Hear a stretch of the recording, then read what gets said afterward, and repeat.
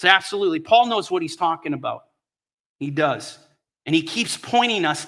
For Paul, the one put on the pedestal, the one to be worshiped is Yeshua. And you're going to see that in a second here. This is mind-blowing. Nevertheless, when one turns to the Lord, the veil is taken away. And see, here's what I know. When you see Orthodox Jews or secular Jews come to faith in Yeshua, their heads get ready to explode because the Bible comes to life for them. They understand things they've never understood before. They feel the power and the presence of the living God inside of them. It's a radical transformation. All you need to do is listen to the testimonies. It's radical. But that only happens through the gospel. So this nonsense, I had a friend of mine contact me this last week. I think it was last week. Everything's blending together, forgive me. But it's recent. He contacted me and he said, have you heard about so-and-so that he's gone out saying that, the Jewish people, and it was really shocking actually, that the Jewish people that regardless of not whether they get to the gospel or not, they don't have to worry they're going to be saved. It's okay. What a lie from the pit of hell. You cannot be saved. The gospel is to the Jew first and to the Gentile. It's impossible to be saved apart from Yeshua. Now, here's where it gets wild. Look at this statement. Now, let me go back. Let me go back here. Here's where I want to stop. 2 Corinthians 3:16, nevertheless, when one turns to the Lord, who is in view here? Now, this is something scholars won't debate on. It's not debatable. The person in view is explicitly Yeshua. That's the whole concept. Even John talks about whoever has the Son then has the Father also. But if you say, I have the Father, but you're not going to accept the Son, you have neither the Father nor the Son. There is no debate who is in view here. Who is in view here is Yeshua explicitly, and that's how he's often referred to as kurios in the Greek. Now, with that said, look at this mind-blowing statement. Now the Lord, Yeshua, is the Spirit. This becomes extremely problematic for those who say Yeshua is not God. You have a problem. Now, and I'm going to tell you, the problem only mounts when you go to John chapter 4, and what do you read? You read God, Father, the term in Greek, theos. It's explicitly talking about the Father. God is Spirit. And those who worship him must worship him in spirit and truth. And now we're reading, wait a second, Paul, you want to talk about radical. Now he comes on the scene and says, Yeshua is Spirit. How is that even? That's unbelievable. Well, it starts to make sense as you go through the Gospel of John, and Yeshua says, I and my Father are one. We're echad.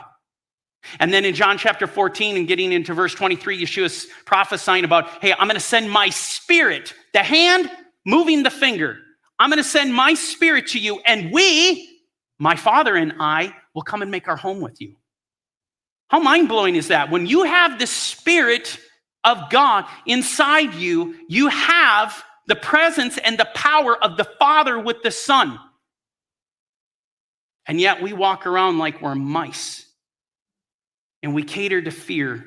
And we give in to intimidation and all these things when you have the presence of the power of the Most High God inside you. You're supposed to.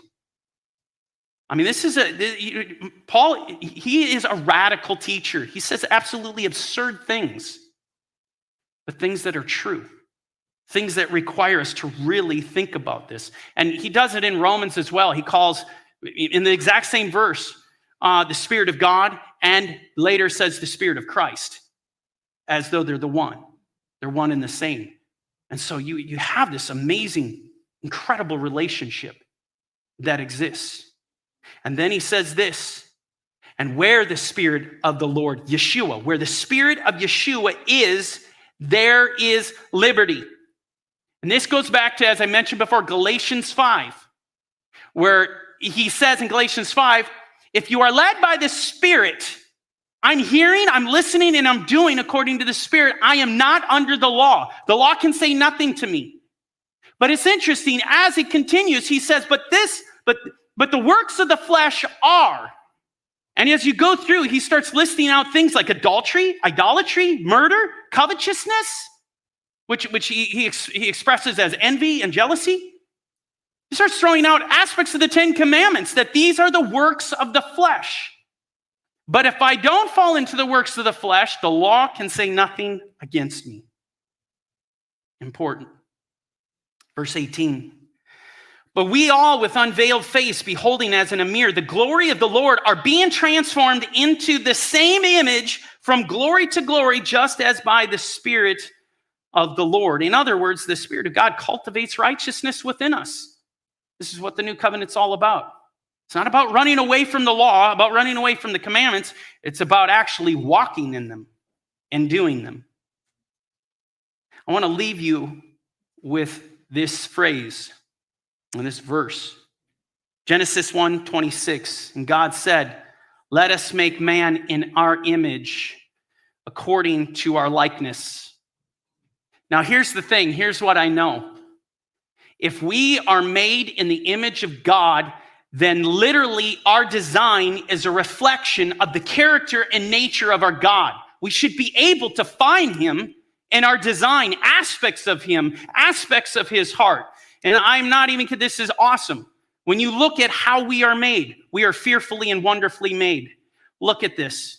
We each have 2 hands with a total of 10 fingers. Okay, you can't make this stuff up. We got 2 hands. As Moses brought 2 tablets of the testimony down, holding 10 words, holding 10 commandments, literally we're made in the image of God. And the 2 feet. We have 2 feet, not 1. We have 2 feet, certainly helpful. 2 feet with 10 toes.